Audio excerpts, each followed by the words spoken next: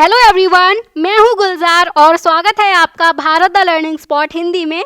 तो इस वीडियो में हम देखेंगे क्लास 8th सोशल साइंस के चैप्टर नंबर 3 के एमसीक्यूज़। ठीक है, तो मैंने टोटल इस चैप्टर के 100 एमसीक्यूज़ तैयार किए हैं, आपको ये सारे के सारे लगाने हैं। इस वीडियो में हम 1 से लेकर 50 तक के एमसीक्यूज़ देखेंगे। ठीक है, और आपको क्या करना है कि आपको पेपर पेन लेके बैठना है और पहला जैसे आपने क्वेश्चन लगाया और उसका आंसर आपको लगा कि ए है तो उसको लिख लो वहीं के वहीं। ठीक है, बिना आंसर देखे। और जब मैं आंसर दिखाऊं तो आपको ये चेक करना है कि ये सही था कि गलत था। तो सही है तो इसके आगे सही का निशान, गलत है तो इसके आगे गलत का निशान। इसी तरीके से 2, 3, 4। ठीक है, और ऐसे करके आप 50 तक जाओगे। 50 तक अपने सारे क्वेश्चंस को अटेम्प्ट करोगे एंड उसके बाद में जो भी आपका स्कोर रहेगा उसको आप कमेंट्स में बताओगे। ठीक है, बाकी पीडीएफ का लिंक आपको डिस्क्रिप्शन में मिल जाएगा, तो वहाँ से आप डाउनलोड कर सकते हो इसको। ठीक है, और प्रैक्टिस कर सकते हो क्योंकि कुछ क्वेश्चंस गलत होंगे, तो जो गलत होंगे उनको क्या करना है, दोबारा से लर्न करना है एंड फिर से आपको सारे के सारे क्वेश्चन आंसर्स को लगाना है। तो इससे क्या होगा, इससे आपकी मेमोरी बूस्ट होगी, क्वेश्चंस भी सही होने लगेंगे। ठीक है, चीज़ें आपको याद हो जाएंगी और यही स्ट्रैटेजी होती है क्वेश्चंस लगाने की। ठीक है, तो हम शुरू करते हैं सबसे पहले अपना पहले नंबर का क्वेश्चन, और हम 50 तक जाएंगे इस वीडियो में, और इसका जो पार्ट 2 रहेगा उसमें फिर हम 51 से लेकर 100 तक कंप्लीट कर लेंगे। ठीक है, तो पहला क्वेश्चन आपके सामने है, मराठा मुख्य रूप से भारत के किस क्षेत्र से संबंधित थे, ये आपको बताना है। तो पंजाब, दक्कन, बंगाल या फिर बिहार, कौन से रीजन से मराठा संबंधित थे। ठीक है, या आप पहले इसका आंसर लिख लो इस तरीके से, नंबर 1 डाल के इसके आगे आपको ए लग रहा है, बी लग रहा है, सी या डी जो भी लग रहा है आप उसको यहाँ पे इसके आगे लिखो। ठीक है, अब इसका आंसर मैं बता रही हूँ, तो इसका आंसर है ऑप्शन नंबर बी, दक्कन वाला रीजन। ठीक है, ये हमने पढ़ा भी था, मैप में देखा था, ये वाला जो रीजन है यहीं से ही मराठी बिलोंग करते हैं ओरिजिनली। ठीक है, तो ये है दक्कन और ये इसका आंसर हो जाएगा। ठीक है, तो आपने सही किया है गलत किया है वो आप देख लो, उसके आगे सही या गलत का टिक जो भी करना है आप लगा दो। ठीक है, नेक्स्ट हम चलते हैं आगे। तो 13वीं शताब्दी में महाराष्ट्र के बड़े हिस्से पर किस वंश का शासन था, यादव वंश का, चोल वंश का, पाल का या फिर तुगलक वंश का। सही आंसर क्या है इसका, वीडियो पॉज करो, लिखो, मैं आगे चल रही हूँ जल्दी से। ठीक है, तो इसका आंसर है ऑप्शन नंबर ए, यादव वंश का, जो कि हमने इस तरीके से मैप भी इसका देखा था। ठीक है, और इसके बाद में ये जो यादव वंश था इसकी राजधानी आपको बतानी है। तो इनकी राजधानी कहाँ थी, पुणे में, देवगिरी में, रायगढ़ में या फिर सतारा में। तो इसका आंसर आप लोग लिखो फटाफट से। ठीक है, तो इसका आंसर है ऑप्शन नंबर बी, देवगिरी में इनकी राजधानी थी। देवगिरी जो कि आपको यहाँ पर देखने को मिल जाएगा। ठीक है, इस जगह पर देवगिरी है। ओके, क्लियर हुआ। आगे चलते हैं, क्वेश्चन नंबर 4। 14वीं शताब्दी में यादवों की सत्ता को किस सल्तनत ने समाप्त किया। हम दिल्ली सल्तनत की बात कर रहे हैं। ठीक है, तो 14वीं शताब्दी में कौन सी सल्तनत थी या कौन सा वंश था जिसने समाप्त किया, तो वो आपको बताना है। बहामनी सल्तनत, दिल्ली का खिलजी सल्तनत, दिल्ली की खिलजी सल्तनत, या फिर गुजरात सल्तनत या फिर मालवा सल्तनत। ठीक है, तो वो बताओ। तो इसका सही आंसर हो जाएगा ऑप्शन नंबर बी, दिल्ली की खिलजी सल्तनत, क्योंकि बहामनी सल्तनत तो साउथ इंडिया की या दक्कन वाली रीजन की ही सल्तनत है। ठीक है, वो चीज़ अलग है, यादव इससे पहले के ही थे। और जो गुजरात सल्तनत है वो गुजरात में है। हमने इन सब के बारे में नहीं पढ़ा था, हमने यही तो देखा था ना कि खिलजी सल्तनत जो थी या जो अलाउद्दीन खिलजी था उसके नेतृत्व में ये यादवों का जो एरिया है वो दिल्ली सल्तनत में मिलाया गया था, है ना। तो वही चीज़ है। और मालवा सल्तनत भी अलग है, ये लगभग सेंट्रल इंडिया की बात हो रही है यहाँ पे, मालवा वाले रीजन की। ठीक है, आगे नेक्स्ट क्वेश्चन, महाराष्ट्र की भक्ति परंपरा से जुड़े संतों में कौन कौन शामिल हैं, इनके नाम आपको बताने हैं। तो क्या ये ज्ञानेश्वर हैं, नामदेव हैं या फिर तुकाराम हैं या फिर सभी के सभी हैं। ठीक है, आंसर लिखो इसका। तो इसका सही आंसर है ऑप्शन नंबर डी, उपरोक्त सभी, क्योंकि हमने तीनों के नाम पढ़े थे। ज्ञानेश्वर भी भक्ति परंपरा से जुड़े हुए थे, नामदेव भी थे और तुकाराम भी थे। ठीक है, नेक्स्ट, मराठी संत परंपरा ने किस विचार को विशेष रूप से बढ़ावा दिया।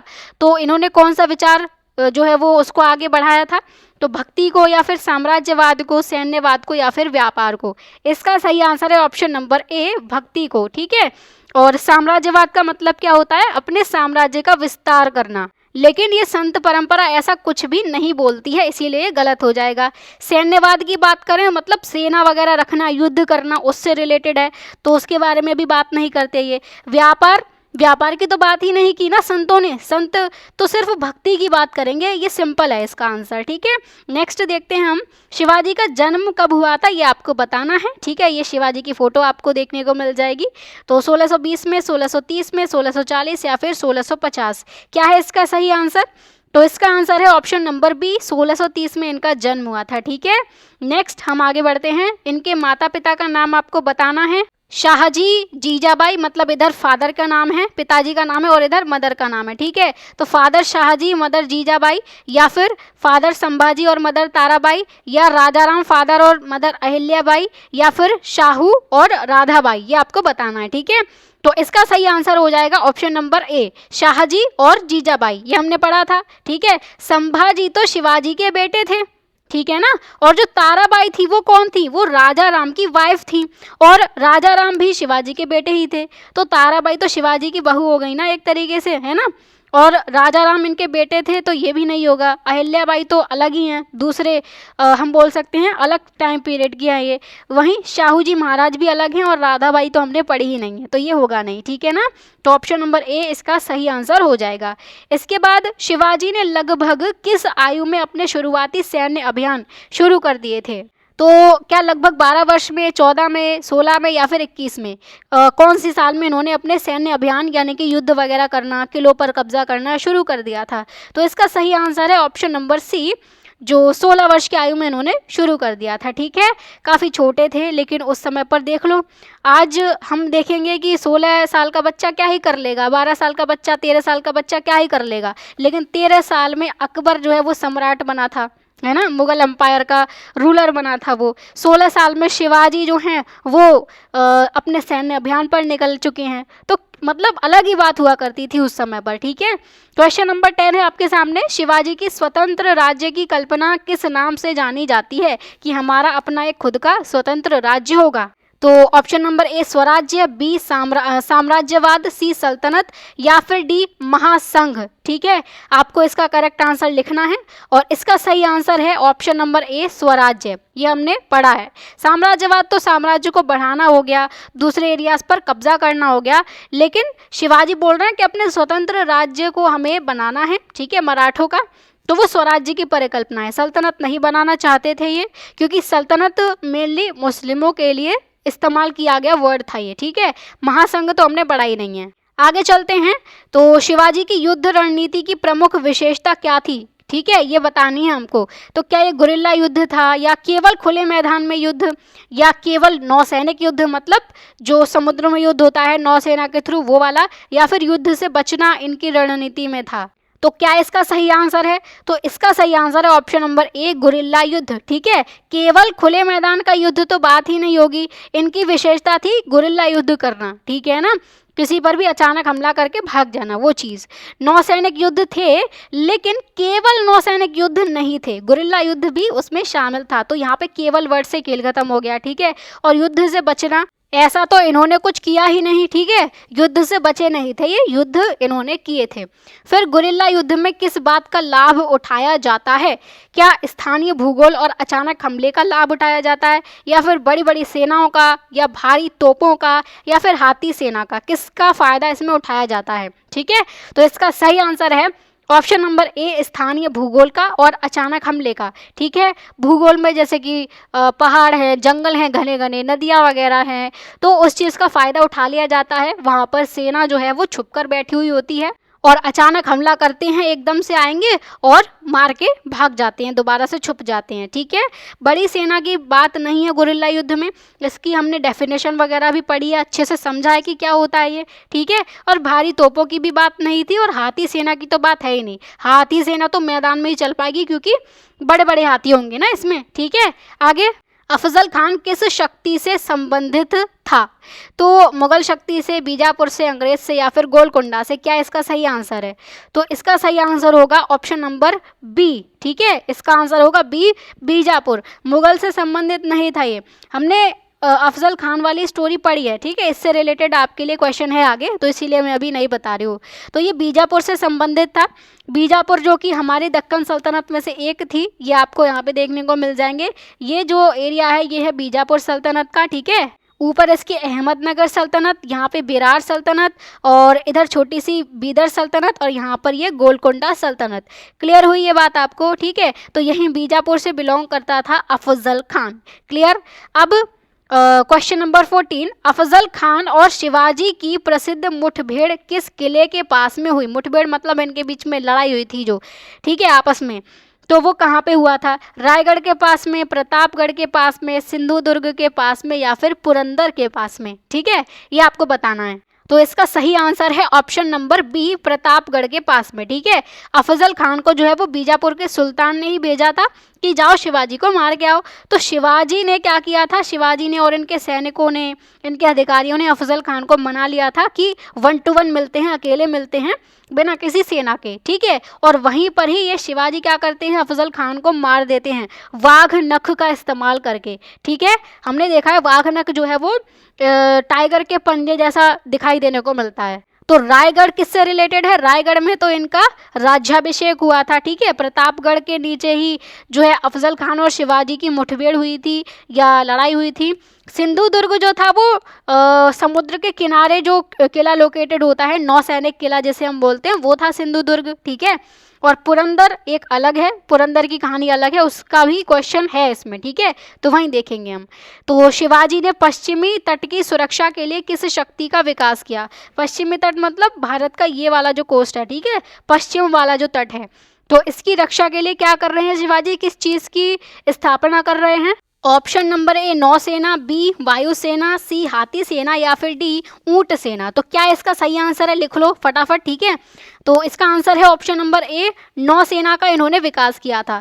क्योंकि भारत के पश्चिमी तट पर यहाँ पर क्या है? समुद्र है। ठीक है, अरब सागर है। ठीक है, तो इसके लिए क्या चाहिए? नौसेना ही तो चाहिए, समुद्र वाली सेना हमको चाहिए, इसीलिए शिवाजी ने नौसेना का विकास किया। वायुसेना तो उस समय थी ही नहीं, हवा में कोई भी ऐसी टेक्नोलॉजी नहीं थी कि हवा में जाके कोई लड़ सके, है ना, वायुसेना तो थी ही नहीं। हाथी सेना इन्होंने नहीं विकसित करी, ना ही ऊंट सेना विकसित करी, तो सही आंसर हो जाएगा नौसेना। ठीक है, उसके बाद शिवाजी ने मुगल सरदार शाइस्ता खान के विरुद्ध किस प्रकार का साहसिक हमला किया? शाइस्ता खान के बारे में अब पूछा गया है।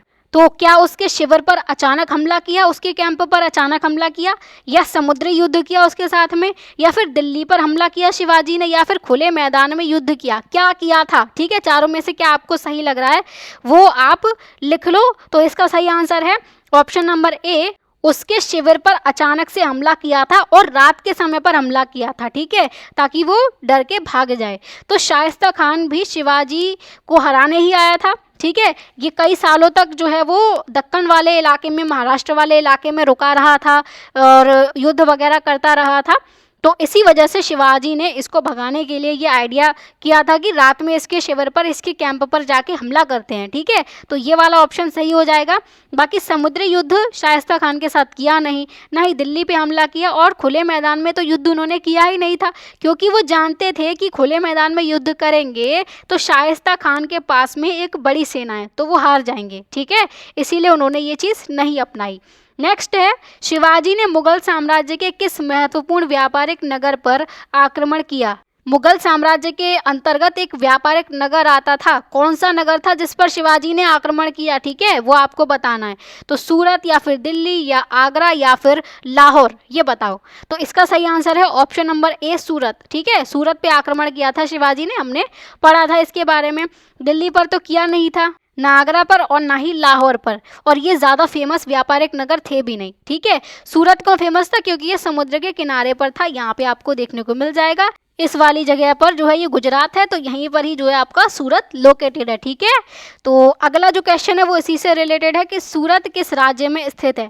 महाराष्ट्र में, गुजरात में, राजस्थान में, या फिर मध्य प्रदेश में? ठीक है, तो मैप में तो आपने देख ही लिया है, तो इसका आंसर आपको पता चल ही गया होगा कि सूरत गुजरात में लोकेटेड है। ठीक है, समुद्र के किनारे।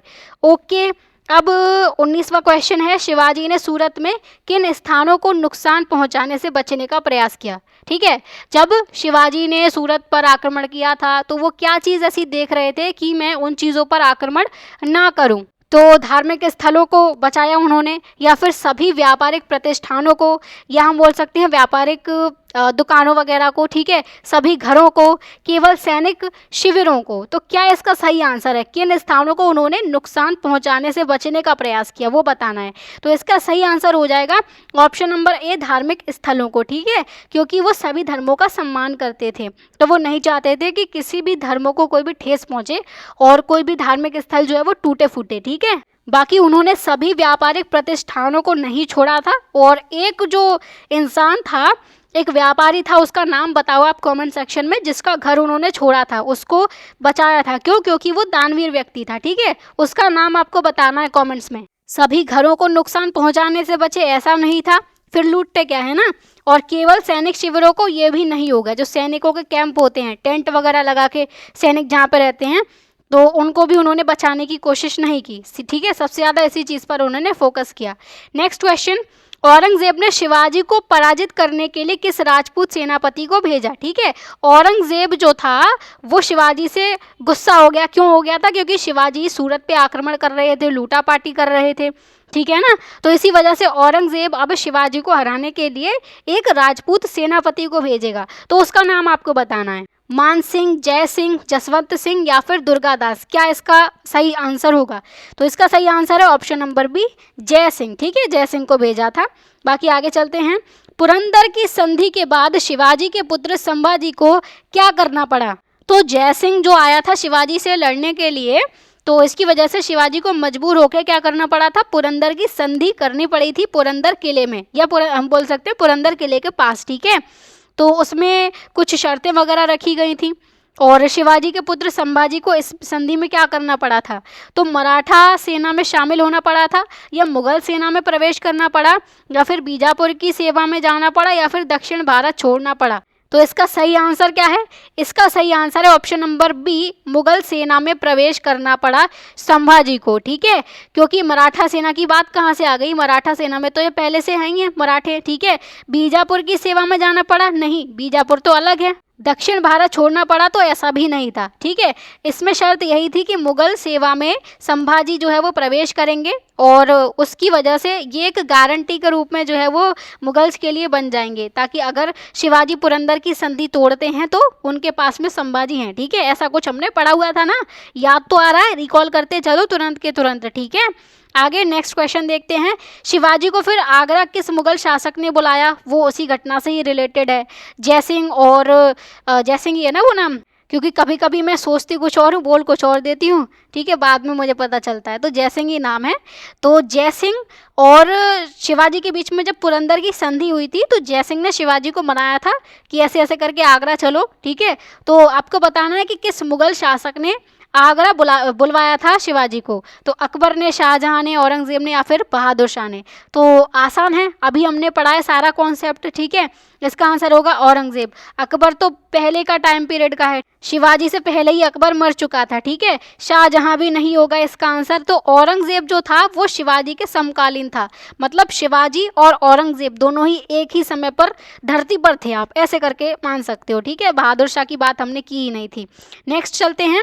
आगरा पहुंचने के बाद अब शिवाजी के साथ में होगा क्या, वो आपको बताना है, ठीक है। तो एक ही घटना से सारे के सारे क्वेश्चन मैंने निकाल के यहाँ पे रख दिए आपके सामने। तो उन्हें सम्मानित करके वापस भेज दिया गया, या फिर उन्हें नज़रबंद कर दिया गया, या सेनापति बनाया गया, या फिर उन्हें दिल्ली का राज्य दिया गया। क्या किया गया उनके साथ में, ये आपको बताना है। तो उनके साथ में किया गया कि उन्हें नज़रबंद कर दिया गया, ठीक है। सम्मानित ही तो नहीं किया गया था, तभी तो शिवाजी गुस्सा हो गए थे, नाराज़ हो गए थे और दरबार से निकल गए थे। तो औरंगजेब को लगा कि ये संधि वगैरह तोड़ सकते हैं, टैक्स वगैरह कर सकते हैं, तो औरंगजेब ने क्या किया, उनको नज़रबंद करवा दिया। सेनापति उन्हें बनाया नहीं गया था, ठीक है, दिल्ली का राज्य भी नहीं दिया गया था, ओके। तो नज़रबंद करने के बाद में शिवाजी ने एक तरकीब निकाली। उन्होंने क्या किया, फिर वो फलों की टोकरियां, मिठाइयों की टोकरियां डेली भेजते थे अपनी जगह से जहाँ पे इनको नज़रबंद किया गया था, ठीक है। तो जो सैनिक वगैरह थे वो चेक करते रहते थे शुरुआत में, लेकिन धीरे धीरे उन्होंने वो चेक करना छोड़ दिया। तब फिर शिवाजी उन्हीं टोकरियों में बैठकर निकल गए, ठीक है। ये हमने कहानी पढ़ी थी। फिर आप बताओ कि शिवाजी का राज्याभिषेक कब और कहाँ पर हुआ था, ठीक है। तो पुणे में 1666 में, या रायगढ़ में 1674 में, या फिर प्रतापगढ़ में 1670 में, या फिर सूरत में 1680 में, ठीक है। तो इसका सही आंसर क्या है? इसका सही answer option number B, Raigad में और 1674 में इनका राज्याभिषेक हुआ था। पुणे में इनका हुआ था जन्म, ठीक है, तो ये गलत हो जाएगा। और प्रतापगढ़ की कहानी अभी हमने देखी थी, अफजल खान और शिवाजी के बीच में लड़ाई हुई थी वहाँ पे, और ये इसका साल भी गलत है। सूरत की बात करें तो सूरत पर इन्होंने अटैक किया था, ठीक है, ना कि वहाँ पे इनका राज्याभिषेक हुआ। और दूसरी बात, सूरत मुगल्स के कब्जे में थी, या हम बोल सकते हैं कि मुगल साम्राज्य के अधीन में थी, ठीक है। और ये जो डेट है 1680, ये तो है ही नहीं, इससे रिलेटेड भी आपके लिए क्वेश्चन है आगे, ठीक है, तो तैयार रहो। राज्याभिषेक के बाद शिवाजी ने कौन सी उपाधि धारण की, ये बतानी है। तो महाराजा शिवाजी की, या फिर श्री राजा शिव छत्रपति की, या हिंदू सम्राट, या फिर श्री छत्रपति महाराज की। तो इसका आंसर है ऑप्शन नंबर बी, श्री राजा शिव छत्रपति की, ठीक है। या अगर ये पूरा ना दिया हो ना ऑप्शन में, सिर्फ छत्रपति दिया हो तो वो भी सही हो जाएगा। छत्रपति की उन्होंने उपाधि ली थी, ठीक है। आगे क्वेश्चन नंबर 26, शिवाजी ने अपनी नई संवत प्रणाली का क्या नाम रखा, ठीक है। राज्याभिषेक के बाद में इन्होंने एक कैलेंडर चलवाया था, उसका नाम आपको बताना है। शिव शक, मराठा शक, राज्याभिषेक शक, या फिर स्वराज्य शक, क्या नाम है इसका? तो इसका नाम है राज्याभिषेक शक, ठीक है। ये वाला इन्होंने कैलेंडर जारी किया था अपने हम बोल सकते हैं राज्याभिषेक के बाद, ठीक है। आगे, शिवाजी की दक्षिण विजय में, जिसको हम दक्षिण दिग्विजय भी बोलते हैं, ठीक है, इसमें उन्होंने किन क्षेत्रों में मराठा का प्रभाव बढ़ाया था, ये आपको बताना है। तो कर्नाटक और तमिल क्षेत्र में, या फिर पंजाब और सिंध में, या फिर बंगाल और बिहार में, या राजस्थान और गुजरात में। तो इसका आंसर हो जाएगा ऑप्शन ए, कर्नाटक और तमिल क्षेत्र। अब देखो, दक्षिण विजय की बात हो रही है, मतलब इंडिया के दक्षिण वाले पार्ट की, ठीक है। तो जो पंजाब और सिंध हैं वो तो दक्षिण में है ही नहीं है। तो मैं आपको पहले मैप बना के जो है वो समझा दे रही हूँ, ठीक है, ताकि आपको लोकेशंस क्लियर हो जाएं कि कौन सा एरिया जो है वो कहाँ पे है, ठीक है। पहले मैप हम ड्रॉ कर ले रहे हैं, ओके, कि हमने मैप ड्रॉ कर लिया। नीचे वाला पार्ट आ नहीं रहा होगा और मैप बेकार बनाए, कोई दिक्कत नहीं है, समझने के लिए सही है, ठीक है। तो पंजाब और सिंध वाला रीजन, तो पंजाब लगभग इधर है ना, इधर पाकिस्तान का पंजाब यहाँ पे है, इंडिया का पंजाब इधर है, दोनों पास पास में है। क्योंकि शिवाजी के समय पर पाकिस्तान तो था नहीं, तो पूरा ये पंजाब वाला एरिया हुआ करता था। सिंध वाला रीजन भी लगभग इस एरिया में था, ठीक है। तो ये सब क्या है, ये भारत के उत्तर पश्चिम में है, क्योंकि डायरेक्शन देखना भी हमने सीखी है, उत्तर वाला और ये पश्चिम वाली जो डायरेक्शन है, तो उत्तर पश्चिम में हो गया ये। बंगाल और बिहार की बात करें तो बंगाल वाला रीजन ये था पूरा, ठीक है, बिहार भी यहीं पे ही आता है, ओके। तो ये किधर हो गया, ये हो गया ईस्ट में, यानी कि पूर्व में। राजस्थान और गुजरात देखें तो राजस्थान और गुजरात पश्चिम में पड़ते हैं, ठीक है, ये गुजरात हो गया और इधर जो है वो राजस्थान है, ठीक है, दिख रहा है आपको, सब काला काला हो गया। तो ये हैं राजस्थान और गुजरात, ये सब पश्चिम में है। तो दक्षिण वाली तो बात यहाँ पे कहीं आई ही नहीं, इसीलिए ये सब तो आउट हो गए हमारे ऑप्शंस में से, ठीक है। इसको हम एलिमिनेशन मेथड बोलते हैं, कि सारे के सारे ऑप्शन देखते चलो और उसके हिसाब से आंसर लगा दो। तो हमारा कर्नाटक और तमिल क्षेत्र ही बच गया। तो कर्नाटक वाला एरिया, ये वाला एरिया, तमिलनाडु वाला एरिया, लगभग इस एरिया की बात हो रही है। तो दक्षिण विजय में शिवाजी के जो एरिया रहे, जो उन्होंने कंट्रोल में लेकर आए, वो यही एरिया थे, ठीक है। तमिल क्षेत्र या फिर तमिलनाडु भी आ सकता है, ओके। फिर शिवाजी का निधन कब हुआ, इनकी डेथ कब हुई? 1674 में, 77 में, 80 में, या फिर 1707 में, बताओ। तो इसका सही आंसर है ऑप्शन नंबर सी, 1680 में। 1674 में क्या हुआ था, इनका राज्याभिषेक हुआ था। 77 से रिलेटेड कोई डेट है नहीं है। और 80 में डेथ हुई थी। 1707 में औरंगजेब की डेथ हुई थी, ठीक है। तो ये सारी बातें क्लियर हुई। अब बीजापुर सल्तनत की जब हम बात करें तो इसमें किस वंश का शासन था, ये आपको बताना है, ठीक है। कुतुब शाही वंश था, या आदिल शाही वंश था, या फिर निजाम शाही, या फिर इमाद शाही वंश। तो इसका आंसर है कि यहाँ पे आदिल शाही वंश हुआ करता था, ठीक है। ये हो गई बीजापुर सल्तनत की बात। शिवाजी के बाद छत्रपति कौन बनते हैं? तो शिवाजी के दो बेटे थे, एक तो थे संभाजी, एक थे राजा राम, ठीक है। शिवाजी के बाद कौन बने, छत्रपति या राजा, वो आपको बताना है। राजा राम बने, या संभाजी, या शाहू, या फिर बाजीराव, ठीक है। तो इसका आंसर है संभाजी, ठीक है ना। ये आपको संभाजी की इमेज देखने को मिलेगी। फिर है संभाजी के बाद अब कौन बनता है राजा, मराठा सिंहासन पर कौन बैठता है? तो राजा राम, शाहू, या बाजीराव, या फिर नाना साहेब। क्या आपको आंसर लग रहा है उसको लिखो। वीडियो पॉज करो, ठीक है। आगे हम देखते हैं, इसका आंसर है ऑप्शन नंबर ए राजाराम। तो शिवाजी के दो बेटे संभाजी और राजाराम, शिवाजी के बाद संभाजी राजा बनेंगे, संभाजी को औरंगजेब पकड़ लेगा, मार देगा, तो इनके बाद में राजाराम जो हैं वो राजा बनेंगे, ठीक है ना। क्लियर हुई ये बात। तो ये आपको राजाराम की इमेज देखने को मिलेगी। अब मराठा प्रशासन में प्रधानमंत्री को किस नाम से जाना जाता था वो बताना है। ऑप्शन नंबर ए सूबेदार, ऑप्शन नंबर बी पेशवा या वजीर या फिर दीवान, बताओ इनमें से कौन सा सही है। तो प्रधानमंत्री होता था पेशवा, ठीक है, ये हुआ। अब एक क्वेश्चन ये भी है कि पेशवा को मराठी में क्या बोलते थे, ठीक है ना, तो उससे रिलेटेड आपको अभी आगे मिल ही जाएगा यहाँ पे। तो आगे हम चलते हैं। तो बाजीराव प्रथम जो थे वो किस पद पर प्रसिद्ध हुए, क्या ये पेशवा के पद पर थे या फिर ये छत्रपति या सूबेदार थे या फिर वजीर थे, क्या थे ये, ठीक है। तो इसका आंसर है पेशवा थे ये बाजीराव प्रथम, ठीक। आगे चलते हैं। पेशवा बाजीराव प्रथम के पुत्र का नाम आपको बताना है, संभाजी, राजाराम या फिर नाना साहेब पेशवा या फिर शाहू, क्या है इसका करेक्ट आंसर। तो इसका आंसर है option number C Nana Saheb Peshwa. और संभाजी और राजाराम ये दोनों तो शिवाजी के बेटे थे, ठीक है, तो इनके तो हो ही नहीं सकते, शाहू महाराज अलग हैं। तो बाजीराव के जो बेटे थे वो थे नाना साहेब पेशवा, ठीक है। अब 1761 में कौन सा आपका प्रसिद्ध युद्ध हुआ था वो बताना है। तो प्लासी का युद्ध हुआ था या फिर पानीपत का तीसरा युद्ध या फिर बक्सर का युद्ध या फिर हल्दी घाटी का युद्ध, कौन सा युद्ध हुआ था फटाफट लिखो। तो 1761 में हुआ था आपका पानीपत का तीसरा युद्ध, ठीक है। तो आपने प्लासी के युद्ध के बारे में चैप्टर 4 में पढ़ा होगा, ये हुआ था 1757 में।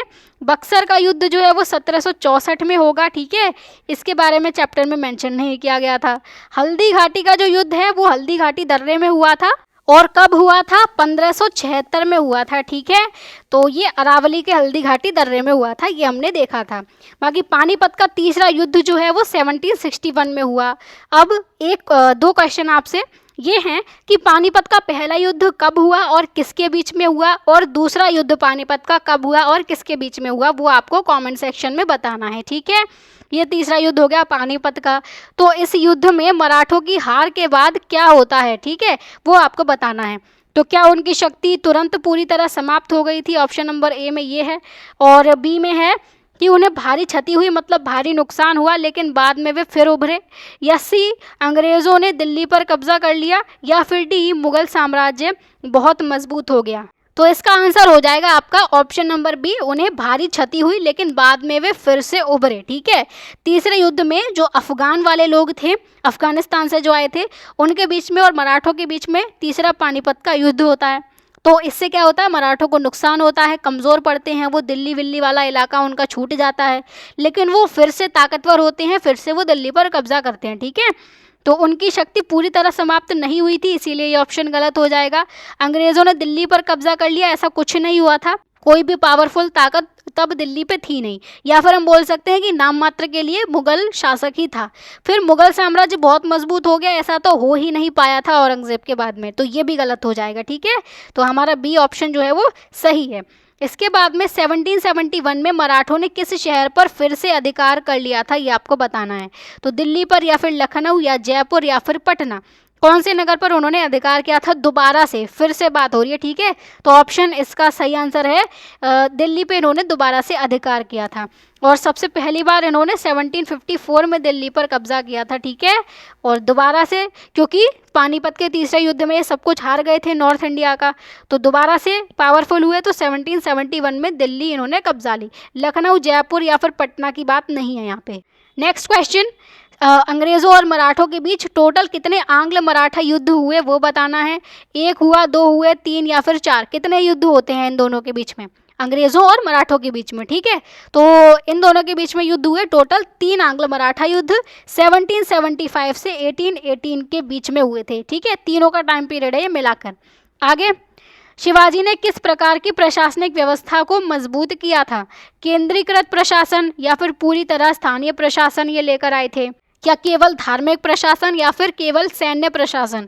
तो क्या इसका सही आंसर है? तो इसका आंसर है ऑप्शन नंबर ए, केंद्रीकृत प्रशासन। मतलब जो प्रशासन चलेगा वो किसी एक के हाथ में सारी की सारी पावर होंगी, ठीक है। ऐसा प्रशासन शिवाजी ने शुरू किया था, लेकिन ये धीरे धीरे करके विकेंद्रीकृत होने लगा था और जो छोटे छोटे अलग अलग जगहों पर जो अधिकारी बैठे हुए थे उनके हाथ में पावर ज़्यादा होने लगी थी शिवाजी के बाद, धीरे धीरे करके, ठीक है। तो पूरी तरह स्थानीय प्रशासन ऐसा कुछ नहीं था, धार्मिक प्रशासन तो बिल्कुल ही नहीं था क्योंकि यहाँ पे केवल लगा हुआ है, और केवल सैन्य प्रशासन भी नहीं था, ठीक है। तो ऑप्शन नंबर ए हो जाएगा। फिर है, शिवाजी के अधिकारियों को किस माध्यम से वेतन देने पर जोर दिया गया? शिवाजी ने अधिकारियों को किस माध्यम से वेतन देने पर जोर दिया, ये पूछा जा रहा है। तो क्या जागीर के माध्यम से वेतन देते थे, या फिर राज्य कोष से, या निजी व्यापार से, या फिर विदेशी सहायता से, ठीक है। तो किस तरीके से देते थे? तो ये देते थे राज्य कोष से। इससे पहले जागीर के रूप में, ज़मीन के रूप में इनको वेतन दिया जाता था अधिकारियों को। तो ये अधिकारी क्या हैं, ज़्यादा पावरफुल ना हो जाएं ज़मीन ले लेकर इकट्ठा कर इसीलिए शिवाजी ने ये सिस्टम ख़त्म किया और इन्होंने बोला कि अब कैश के रूप में, नकद के रूप में इनको वेतन दिया जाएगा, जो कि राज्य के कोष से, राज्य के खजाने से इनको जाएगा, ठीक है। निजी व्यापार और विदेशी सहायता की बात नहीं है। इसके बाद में अगला क्वेश्चन है, शिवाजी ने वंशानुगत पदों के बारे में क्या नीति अपनाई थी? ठीक है, वंशानुगत पद मतलब कि उस पिता के बाद में उसका बेटा उस पद पर बैठेगा, फिर उसका बेटा बैठेगा, ये चीज़ है, ठीक है। तो क्या शिवाजी ने सभी पद वंशानुगत कर दिए थे, या फिर वंशानुगत अधिकारों को सीमित कर दिया था इन्होंने, या केवल सैनिक पद वंशानुगत किए थे, या फिर केवल न्यायिक पद वंशानुगत किए थे? क्या इसका सही आंसर है? तो इसका आंसर होगा कि वंशानुगत अधिकारों को इन्होंने सीमित कर दिया था, ठीक है। और सारे पद तो इन्होंने वंशानुगत किए ही नहीं थे। तो केवल सैनिक पद इन्होंने वंशानुगत नहीं किए थे, ठीक है। केवल न्यायिक पद वंशानुगत किए, ऐसा भी नहीं किया था। कुछ ऐसे पद थे जो कि इन्होंने किए थे वंशानुगत, जो वंशानुगत रहेंगे, लेकिन इन अधिकारों को इन्होंने सीमित कर दिया कि ऐसा नहीं है कि अब हर कोई वंशानुगत ही रहेगा। तो ये चीज़ इन्होंने की, ठीक है। नेक्स्ट क्वेश्चन नंबर 42 कि जो शहीद सैनिक होते थे, जो युद्ध में मारे जाते थे, उनकी विधवाओं को क्या दिया जाता था? शिवाजी क्या देते थे उनको? पेंशन, या फिर जागीर, या फिर कोई राजपद, ठीक है, या फिर व्यापारिक लाइसेंस देते थे उनको? क्या मिलता था? तो इन विधवाओं को पेंशन दी जाती थी, ठीक है।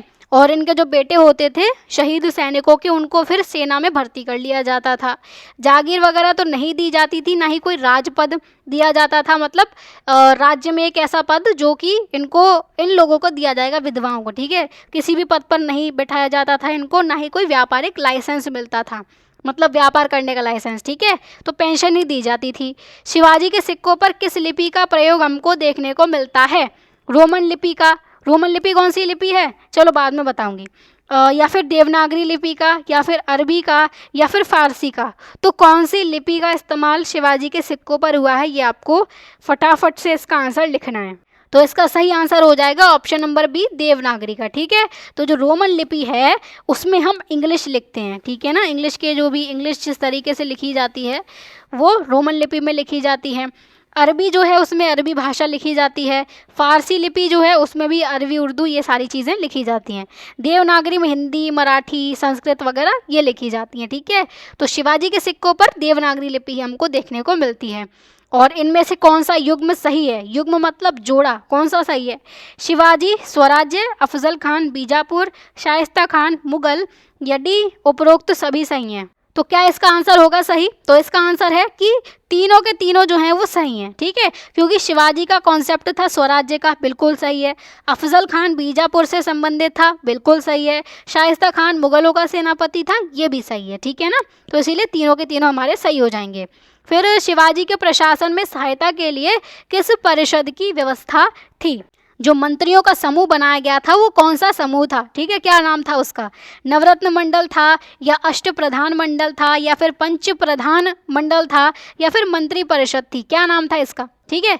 तो इसका जो नाम है, जो आंसर है वो है अष्ट प्रधान मंडल। मतलब कि अष्ट यानी कि 8 और प्रधान यानी कि मंत्री, ठीक है। 8 मंत्रियों का मंडल होगा, 8 मंत्रियों का ग्रुप होगा, ओके। तो इनमें जो भी मंत्री थे उनके नाम भी आपको याद करने थे, तो उससे रिलेटेड भी क्वेश्चंस यहाँ पे आपको मिल जाएंगे। तो सबसे पहले अष्टप्रधान मंडल में वित्त मंत्री को क्या कहा जाता था? वित्त मंत्री का नाम आपको बताना है, मराठा साम्राज्य वाला। अमात्य कहा जाता था, या फिर पंडित राव, या न्यायाधीश, या फिर सेनापति। तो इसमें तो ऑप्शंस आपको इजी मिल जाएंगे, ठीक है, तो आप आसानी से एलिमिनेट करके निकाल पाओगे। तो इसका सही आंसर है ऑप्शन नंबर ए, अमात्य बोला जाता था। पंडित राव, न्यायाधीश और सेनापति के बारे में हम आगे पढ़ेंगे। तो वित्त मंत्री कौन थे? वित्त मंत्री को बोलते थे अमात्य, मराठा साम्राज्य में, ठीक है। अब इसमें जो विदेश मंत्री होता था, जो विदेशों से बात करेगा, दूसरे राज्यों से बात करेगा, उसको क्या बोलते थे? सुमंत, अमात्य, सेनापति या फिर न्यायाधीश। इसमें भी आसान है, अमात्य अभी हमने देख ही लिया है, वित्त मंत्री होता था, बाकी क्या आप बताओ, ठीक है। तो इसका सही आंसर है ऑप्शन नंबर ए, सुमंत। ठीक, आगे चलें। तो शिवाजी का अष्टप्रधान मंडल में गुप्त सूचनाओं का कार्य किस मंत्री के पास था? ये बताओ आप, ठीक है। जो गुप्त सूचनाएं हैं, गुप्तचर वगैरह लगा के रखा हुआ है, वो सारे काम कौन देखता था? सुमंत देखता था, या फिर मंत्री, या फिर अमात्य, या फिर सेनापति?